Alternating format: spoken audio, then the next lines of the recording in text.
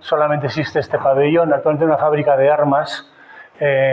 Bueno, como veis, las chimeneas siempre están echando humo. A veces es blanco, a veces es negro. En todo caso, en aquella época no se entendía esto como algo contaminante o negativo, no, era al revés. Era producción, era trabajo, era laboriosidad, era país en funcionamiento, ¿no?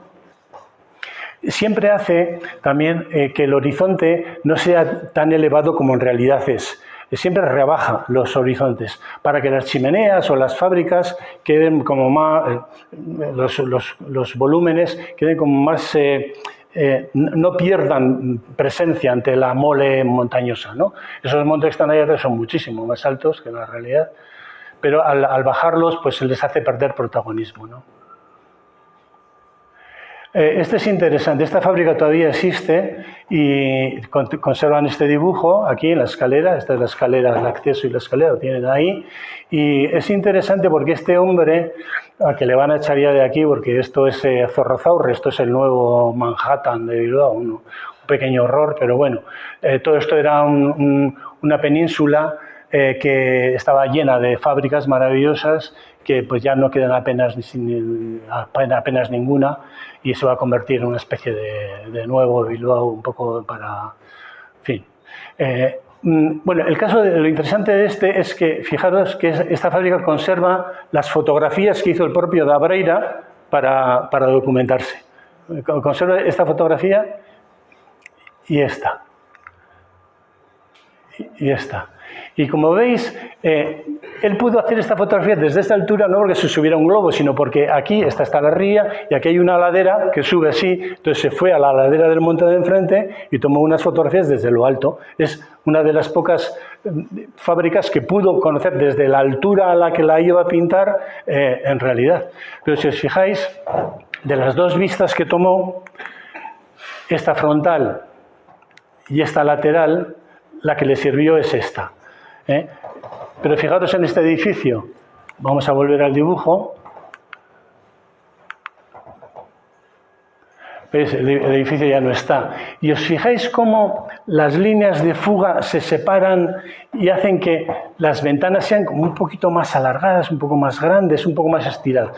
Retener esta imagen en la cabeza y compararla con la segunda fotografía. Es verdad. Las ventanas son las que son, la profundidad es la que es, pero la realidad fotografiada era menos atractiva que la realidad dibujada.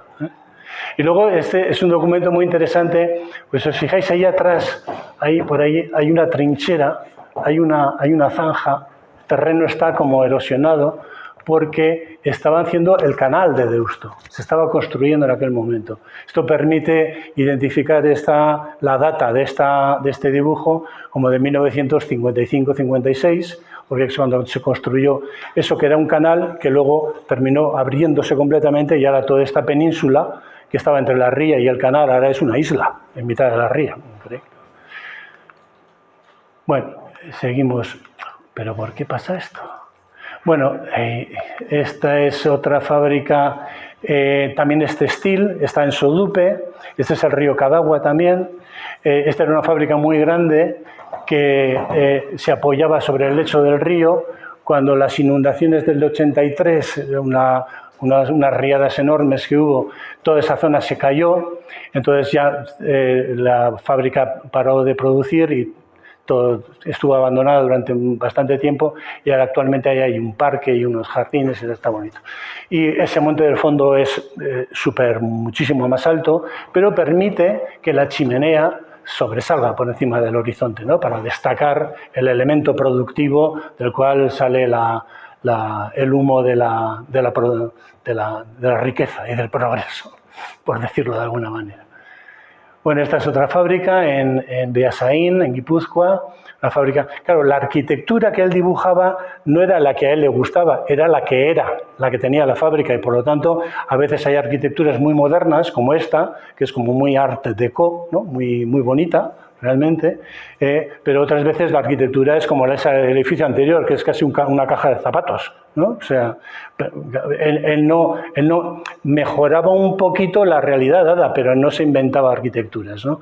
Igual lo que sí se inventaba era estos complementos alrededor, ¿no? Ese jardín un poco casi renacentista existía, pero por lo que me han comentado obreros que trabajaron aquí, era un jardín que en vez de estar así, estaba en una ladera así, porque ese monte es como enorme, ¿no? Y lo que hace es bajarle los humos, hacer que el terreno topográficamente se allane aquí, permite este jardín a donde iban a comer el bocadillo los obreros al mediodía, ¿no? Luego, este contraste entre el blanco de la arquitectura muy alemana, ¿no? Muy Bauhaus casi, ¿no? Con el contraste del verde de los campos del fondo, que no era verdad, porque esas laderas estaban llenas de caseríos y de caminos y de prados con vacas, pero bueno, la verdad de la fábrica sí es la que él plasma.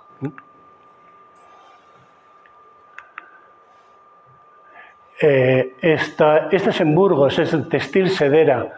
Este es un curioso, porque estos le pidieron a Dabreira 2 dibujos. Este es el segundo que le piden, porque lo hace desde el mismo ángulo de visión, desde este mismo punto, solamente que estos 2 pabellones de aquí son a 2 aguas hasta el fondo. Pero cuando meten esta cubierta en forma de dientes de sierra, le piden un segundo dibujo, porque le dicen, oye, Dabreira, que nosotros hemos mejorado las instalaciones y el dibujo que nos hiciste hace 5 años ya no nos vale, ven y haznos otro. Y hizo otro. Este es el segundo. En este segundo se ve que la fábrica que antes no tenía una cerca alrededor, pues ahora tiene una cerca. Este puente es más cochambroso en el dibujo anterior, aquí está ya más... Este edificio no existe. Bueno, pero veis ahí el tren, las vías de comunicación, este arroyo... Bueno, en fin. O sea que los empresarios a veces le pedían un dibujo, a veces le pedían 2, 3 o 4 y a veces le pedían uno en un momento y otro en otro momento diferente.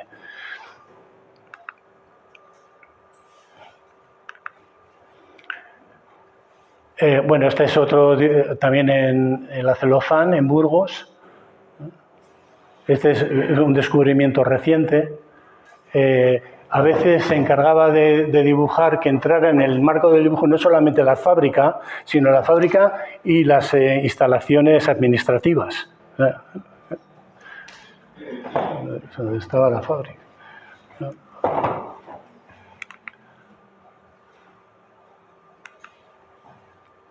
Esto es Manresa, una fábrica textil en Manresa. Esta fábrica había encargado a otro dibujante 20 años antes, en los años 20, había encargado a otro dibujante que plasmara la realidad de la fábrica, y lo hizo.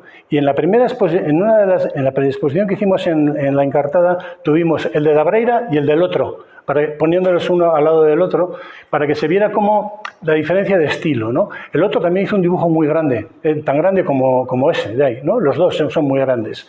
Pero aparte de que se ve pues, que este frente pues, es nuevo, que no existía en la fábrica anterior, aquellas casas de allí tampoco existían, este barrio de aquí no existía, se ve la diferencia sobre todo de estilo. Entre el otro, que no conseguía averiguar quién era ni cómo se llamaba, y Dabreira, que era mucho más fino, más estilista, más meticuloso. Bueno, esto es Mirat, ya, en Salamanca, la metalurgia del Tormes. El Tormes allí, bueno, esto sabéis lo que es, ¿no? La antigua cárcel, ¿no? Creo que ahora es el Dados, ¿no? El museo. Bueno, ya esta torreta de vigilancia no existe, ¿no? Bueno, la metalúrgica del Tormes, Mirat. También Mirat, esta es la otra metalúrgica, esta es química. Están todas. Este es el camino de la Aldealuela. Bueno, y aquí me interesa señalar una cosa curiosa, que es otro de los trucos de pintor de Dabreira, y es que utiliza en la misma imagen varias perspectivas. Fijaros que aquí la perspectiva es casi vertical, ¿no? Hacia abajo. Sin embargo, allí la perspectiva es casi horizontal, es decir, desde el punto más cercano hasta el más lejano hay como una sucesión de perspectivas que es un falseamiento. Si tú estás mirando al suelo verticalmente aquí, no estás pudiendo ver aquello de allá, pero una pintura sí puede hacerlo. El ojo humano no, pero una pintura sí.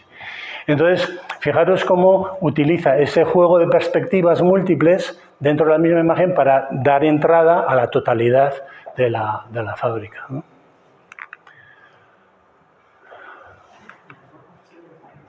Esta es también Mirat, el saquerío, que hacían lo poco de textil a lo que se dedicaban. Este dibujo, aunque los conservan muy bien, los tienen además en gran aprecio en esta fábrica, gran aprecio. Este dibujo ha sufrido algunos daños de humedad. Ahí al fondo veis Salamanca. Esto es también Mirat, pero con unas instalaciones que tenían en Cáceres. Una especie de gasolinera y de taller de reparación de coches y autobuses y camiones. Esta gasolinera todavía existe. Hay Cáceres al fondo. Sí, una gasolinera. Vamos a ver, vamos a ir acercándonos a... Ahí está. Vamos a ver. Jesús. Joder, es que cuando ya creo que no va a salir, le doy al botón y sale. Bueno, esto es en Guardo, en la montaña palentina, la electroquímica. Ese es un hallazgo de Juan Antonio. Bueno, tuyo. Sí, muy bonito dibujo, aunque yo lo estoy viendo aquí un poco mal. No sé por qué estoy viendo que no están saliendo tan finos. Bueno, aquí, ¿qué es lo que ha hecho Dabreira? Ha metido la fábrica, vale, de acuerdo, pero casi le da menos importancia que a toda esta parte inferior de aquí abajo, que es donde están las casas de los trabajadores, bueno, de algunos de los trabajadores, es decir, al empresario, claro, este planteamiento se lo admite el empresario, porque planteaba dibujos, o sea, unos bocetos y decía, bueno, ¿qué te parece si hago así y tal? Pues luego os contaré por qué sé esto. Y claro, y el empresario decía, oye, no, esto quítamelo, no, esto no es así y tal. O sea, le indicaba, ¿no? Le iba indicando, él iba haciendo planteamientos. Y entonces aquí el empresario acepta que la fábrica ocupe una parte pequeña para dar entrada a toda este bosque de árboles y de casas, porque la empresa, de alguna manera, daba a entender cuál era su talante paternalista, ¿no? Con los trabajadores, ¿no? No solamente me dedico a la producción, sino que también doy acogimiento, construyo casas a mis trabajadores y les rodeo con unos ambientes forestales agradables, atractivos y demás. Y las chimeneas todas echando humo, a tope de producción de trabajo.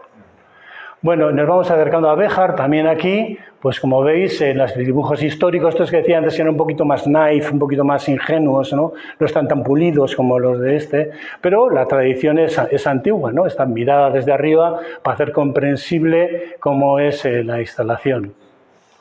Lo mismo también a esta de Rodríguez Yagüe, también vista, ya veis, es un poco como infantil, ¿no? El dibujo.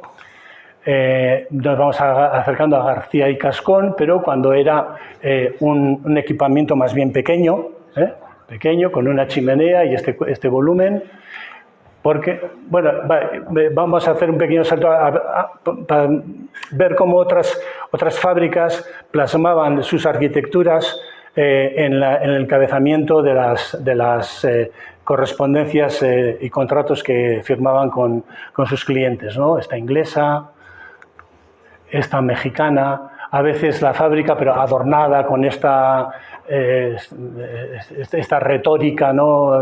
del 19, ¿no? O sea, la fábrica, parece como la fábrica es demasiado duro, vamos a poner algo más bonito aquí al lado, ¿no? Pero bueno, todavía está en transición ese.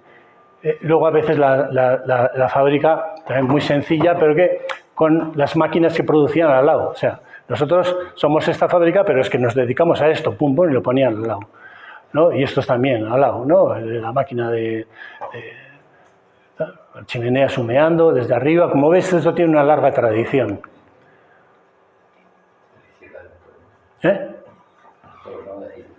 Un torno, sí. Bueno, uno de los raros dibujos de Dabreira que se sale de la norma esta de las vistas panorámicas es este, que conecta con esos dibujos anteriores que hemos visto de la fábrica con la máquina que hace la fábrica, ¿no?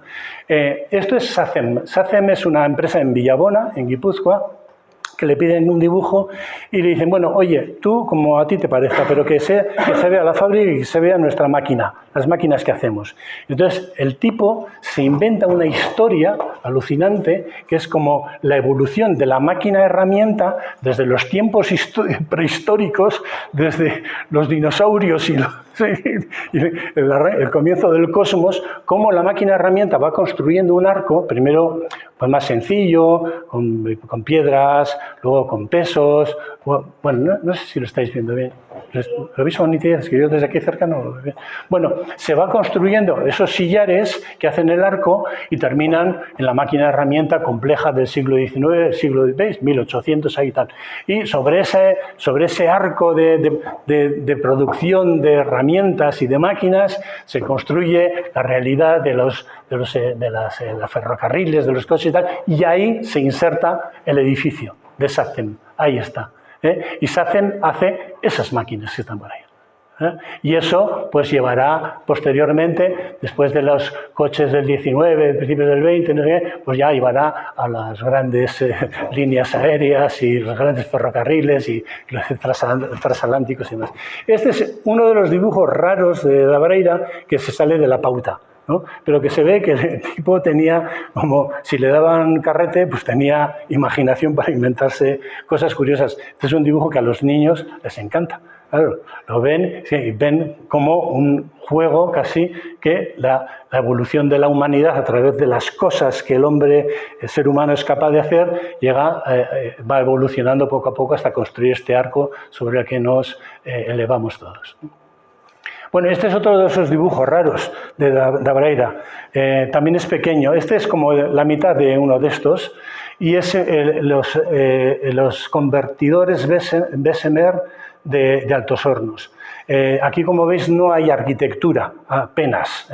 Lo que se trata es de mostrar cómo funcionaba el convertidor Bessemer, este y este aquí, los tres que tenía, cómo fundían grandes toneladas de acero y cómo iluminaban el cielo con esas resplandores enormes, ¿no?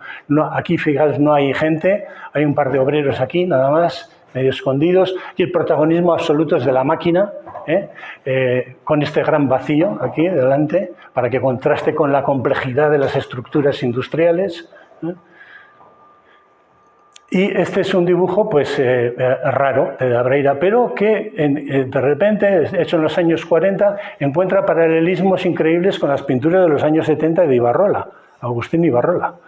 Claro, si en los años 40 la fábrica debe ser un espacio de trabajo, de orden, de laboriosidad, en los años 70 ya la fábrica es un espacio de conflicto, de huelgas, de masas obreras. Pero fijaros cómo la composición es un poco la misma. Es decir, el espíritu de pintor lo comparten los dos en igual medida. No el mensaje, pero sí las estructuras, ¿no?, compositivas. Bueno, y llegamos aquí, y yo que aquí casi me debería callar y de que hablaran los bajaranos que saben más de esto. Bueno, como tenéis aquí los dibujos, luego los veis. Bueno, esta es vista García y Cascón desde el oeste, ¿no? Desde el oeste. Aquí el otro dibujo es este de aquí, en color. Me lo muestra, no sé por qué rayos. Bueno, una fotografía aérea.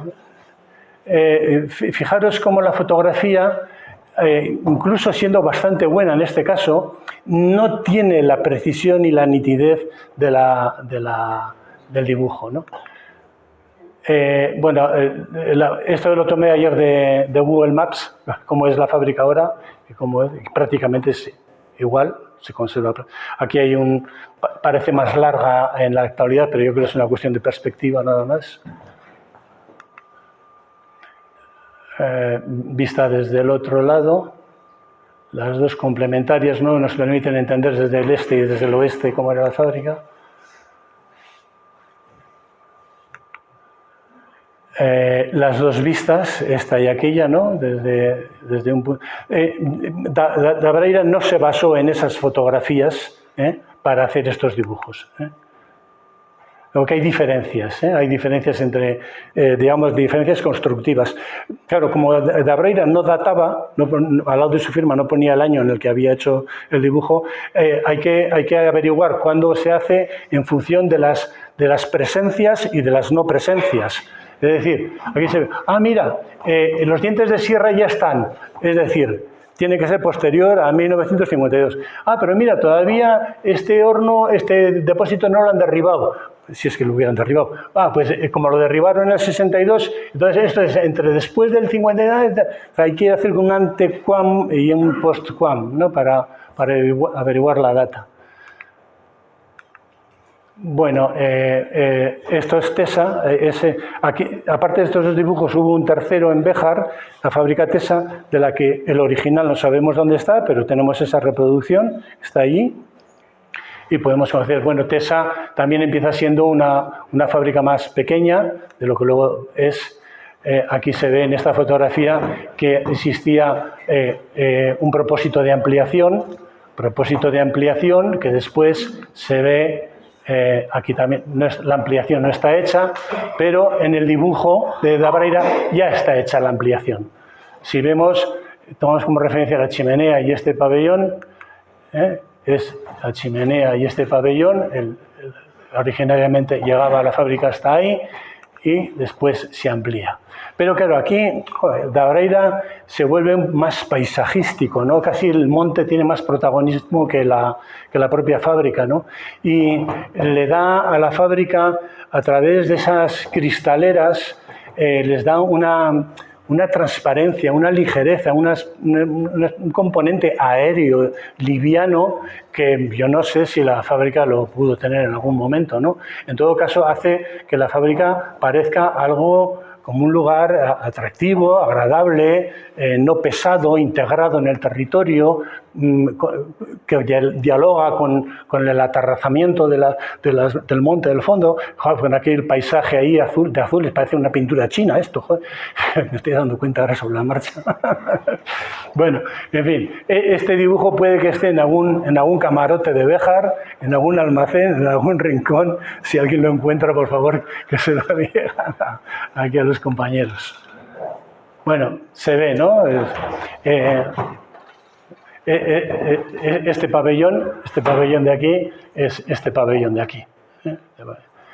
Todavía la ampliación no se había hecho. Bueno, vamos a ver. Me está matando este. Bueno, esto es Viñatondonia. Viñatondonia es la única empresa que sigue en activo, para la cual Da Braira hizo varios dibujos, hizo 4 concretamente, de los cuales voy a poder mostrar no sé cuántos, porque este es uno y este es otro, y ahora es que más sale. Es la única empresa que, estando en activo, conserva los archivos documentales completos. Desde el día de la fundación, fue en 1877, me parece, la bodega. Desde 1877 hasta la actualidad lo guardan todo. Eso, afortunadamente, significa que guardan también la correspondencia que mantuvieron con Da Braira. Y gracias a eso hemos podido saber cómo actuaba, cómo se comportaba ante el cliente, qué cobraba, cuánto tiempo tardaba en hacer uno de los dibujos estos. Bueno, pues esa correspondencia nos dice que él visitaba el lugar, se llevaba los planos a casa, o copia de ellos, tomaba sus apuntes, sus fotografías y demás, y luego hacía una propuesta, un boceto. Y entonces, a la vista del boceto, el cliente le hacía recomendaciones o consejos. Oye, pues mira, mejor que no pongas, yo se puede decir algo, no recuerdo exactamente qué era. Pues no pongas tantos bidones, tantos barriles hasta aquí, que el pasillo esté despejado, o me pone una fila menos. Es decir, le hacía comentarios para que la bodega quedara, pues, fiel a la realidad, pero quizás menos intensa, menos pesada, menos cargada y tal. Bueno, no recuerdo qué es lo que era lo que le dijo, pero Da Braira tomó nota y lo trasladó. Tardaba en hacer un dibujo de estos mes y medio. mes y medio. Ya digo, os he dicho antes, que al mismo tiempo hacía varios a la vez. Iba de uno a otro, mientras uno se secaba, trabajaba en el otro, mes y medio. Por cada uno de estos dibujos, en aquel momento, cada uno de esos, en 1955-56, cobraba 6.000 pesetas. 6.000. No estaba nada mal, ¿eh? No estaba nada mal. Bueno, esto es la bodega nueva de Abreu. Esto es el botellero. Es curiosísimo este botellero, pues luego os voy a enseñar una fotografía hecha por mí de este mismo botellero desde este mismo punto de vista, que parece increíble que se pueda hacer, porque si os fijáis, es imposible. Si esta es una habitación, aquí hay una pared, aquí hay otra pared, ahí hay otra pared y aquí hay otra pared. O sea, las 4 paredes dentro de una visión angular. Poco, bueno, si tienes ojos panorámicos y así, pues posible, si no, no. Pero me parece muy bonito este dibujo por esta insistencia, esta repetición que a él, pues debía ser como un mantra, ¿no? Un mantra, ¿no? Dibujando la botella igual, repitiéndose. Podía algo que le calmara, ¿no? Esa intensidad de la ocupación. Y luego con este bodegón de cajas vacías aquí, es que esto es una preciosidad, esto es el minimalismo de muchos años después. Es eso. Pues él lo inventó bastante antes. Bueno, y entonces la fotografía de ese lugar...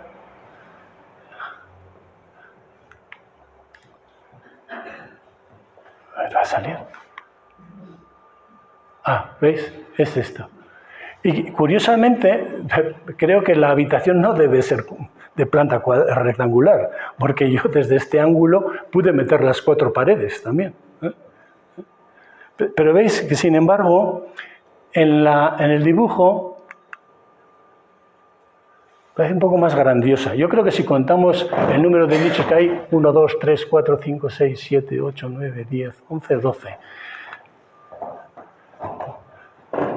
1, 2, 3, 4, 5, 6, 7, 8, 9, 10, 11, 12, 13, 14, hay más.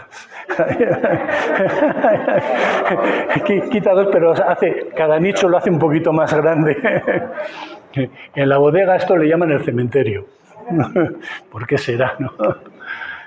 Y luego en una de estas pone este letrero Regum mensis arisque deorum, que luego, ¿qué quería decir? La mesa de los reyes, tanto en la mesa de los reyes como de los dioses, ¿no? Bueno, y luego ya por el último dibujo, esto es de la presa, según me comentaron los amigos de Béjar, esto debe ser la presa de Gabriel y Galán, el embalse de Gabriel y Galán en Cáceres, en Cáceres, porque tiene esta especie como de arquerío encima del muro, ¿no? Lógicamente todo esto ha cambiado. También esta península existe más o menos, claro, esto es muy cambiante, ¿no? Pero bueno, esto no deja de ser. Una bodega es una fábrica de vino y eso también es una fábrica de energía. O sea, él siempre dibujaba fábricas. Lo que pasa es que aquí se le ve mucho más encantado, ¿no? De poder dar rienda suelta, libertad al lápiz y al rotring y a la tinta china, ¿no? Y poder hacer esta especie de paisaje que no tiene nada que ver con este rigor, meticulosidad, esta especie de regla y cartabón con la que hacía algunos dibujos. Esto pues es más propio de un pintor, ¿no? Bueno, y esto es todo. Yo creo que me he pasado de tiempo, pero puedo, si queréis, preguntarme alguna cosa, añadir algún detalle. Vamos, sobre lo de Béjar, todos vosotros sabéis más que yo de cómo era la fábrica. Pero bueno, pues ya.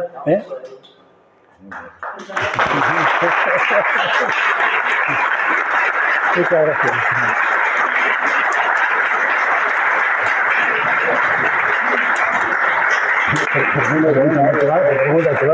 Nada, muchas gracias, Javier, por tu presencia, por tu sabiduría. Ahí ha contado botellas, vamos a contar ventanas. A ver si son las nada, bueno, encantado de escucharte. Tenemos dos acareas en Béjar, magníficos, que podemos ver hasta mañana por la mañana aquí. Y bueno, a ver si a raíz de esta exposición podemos encontrar el de la TESA, si alguien lo guardó, bueno, todos los bejaranos sabemos cómo, él también explica un poco los contextos de cómo se cierran las fábricas, ¿no? El conflicto, pues es la historia de la TESA, todos lo sabemos, ¿no? Terminó en manos de los bancos y no sé si alguien tuvo la sensibilidad de guardar ese tercer dibujo bejarano. Y nada, pues Javier, nada, pues nada, un placer, de verdad.